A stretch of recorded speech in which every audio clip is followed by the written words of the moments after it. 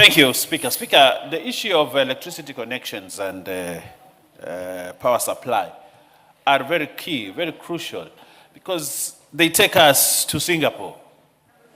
You know, if we must walk on that path, on that road, drive in that airspace to Singapore, then one of the drivers that we must have is electricity connection and supply. Now we have two fundamental organs, that is REREC and Kenya Power, that are supposed to help us achieve this milestone. But what I see from both REREC and Kenya Power is a lot of inefficiency. And a lot of, because KPLC should be driven by business, because it's now a private enterprise. And every business enterprise is looking at profit. Now, profit does not come if you don't have customers. It is customers that give you money and you make profit. Now, Kenya Power is letting this country down, both the country and themselves, because if they're not connecting, if connections have been done by REREC and they're not providing meters, how then are they expected to make money? Enough money even to give a check to Exchequer, to pay their salaries for their workers and everyone. So I think we probably have the wrong people at Kenya Power that are letting us down, that are letting even the business down. Because you cannot be MD of Kenya Power who is not driven by profit. And profits can only come when we have enough connections. In fact, what I envisage is that Kenya Power should be pushing REREC to ensure all these social power projects are implemented so that they get more customers. But if they don't do that, then I don't understand which business school they went to. I don't. I really don't understand. Because this country must move forward, but Kenya Power must also move forward.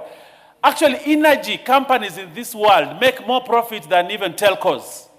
But what is happening at Kenya Power, the telcos are making more profit than energy companies, Honorable Speaker. So we would like to tell Kenya Power from the floor of this House, pull up your socks. Pull up your socks.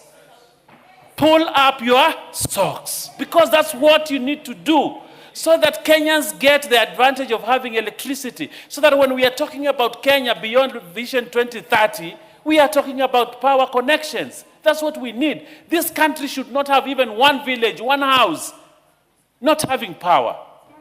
At this level of development and this level of this country's development, we should not. But REREC also needs to have more innovative ways of raising funds. They should not just sit to wait for Exchequer. REREC should not just sit and say, tell an MP, look, we don't have enough money and therefore we cannot connect. Why are you there? Why are you there? You are formed to ensure that you do the right things, including looking for innovative ways of getting money to connect homes. Honorable Speaker, the people of Kilifi North always ask me, when are we getting power? I am in government, and I am happy being in government, Honorable Speaker. But REREC should not let down. They have a mission. They have a mandate. And they should not just sit back. Supposing Exchequer doesn't give them money, will they shut up the company, or they just be receiving salaries? Honorable Speaker, REREC must do their job, the job for which they were created. If they don't, they should ship out. I thank you. But I think you should have extended this beyond just lamentation, because I gave you this last chance as leader. And as leader, then we must interrogate. And therefore, I'm now instructing that your office, yes, because that lamentation is everywhere. You can see Macau is on his floor. Everyone wants to speak on Kenya Power.